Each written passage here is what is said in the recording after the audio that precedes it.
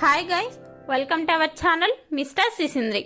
Big boss Telugu season 8 నుండి ఓ promo విడుదలయ్యింది. ఆ ప్రోమోని ఒక్కసారి చూస్తే బిగ్ బాస్ హౌస్లో ఆకలి కేకలు పెరిగిపోతున్నాయి. ఫుడ్ కోసం బిగ్ బాస్ టాస్క్లు ఇవ్వడంతో కంటెస్టెంట్స్ మధ్య పోటీ తీవ్రమైంది. సరుకులు గెలిచేదెవరో, ఒట్టి చేతులతో వెనుదిరిగేది ఎవరో అంటూ బిగ్ బాస్ టాస్క్ ఇచ్చాడు. బిగ్ బాస్ ఒక వస్తువు పేరు చెప్పినప్పుడు పోటీదారులు యాక్షన్ రూమ్లోకి వెళ్ళి ఆ వస్తువు తీసుకొని రావాలి. ఈ టాస్క్కి సంచాలక్గా యష్మి ఉంది. మొదటగా శనగపప్పు పేరు చెప్తే సీత తీసుకొని వచ్చింది. ఆ తర్వాత టొమాటో బాస్కెట్లో ఉన్న యాపిల్ అని చెప్తే సీత, మణికంఠ మధ్య తీవ్రమైన పోటీ జరిగింది.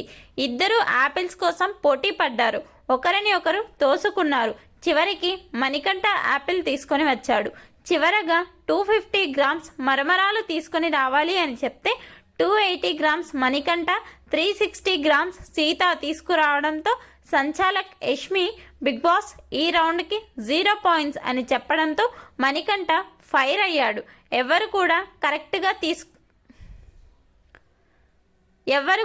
కరెక్ట్గా 250 గ్రామ్స్ తీసుకొని రాలేరు అని, దగ్గరగా ఉన్న వారిని తీసుకోవాలి అని మణికంఠ ప్రశ్నిస్తే, అందుకే కదా ఎవరికి నేను పాయింట్ ఇవ్వలేదు, సంచాలక్ నిర్ణయం ఫైనల్ అంటూ చెప్తూ గట్టిగా అరుస్తుంది.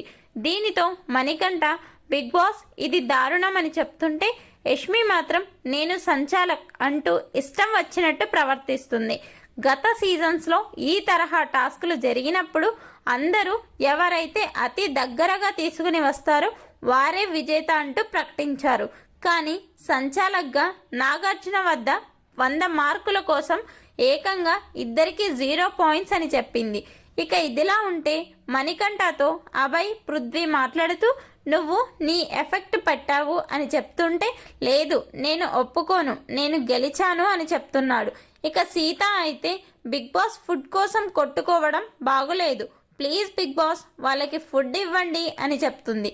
ఆ తర్వాత హౌస్లో ఉన్న చాలామంది కన్నీళ్లు పెట్టుకున్నారు. మొత్తంగా యష్మి సంచాలక్గా తీసుకున్న నిర్ణయంపై మీ అభిప్రాయాన్ని కమెంట్స్ రూపంలో తెలపండి.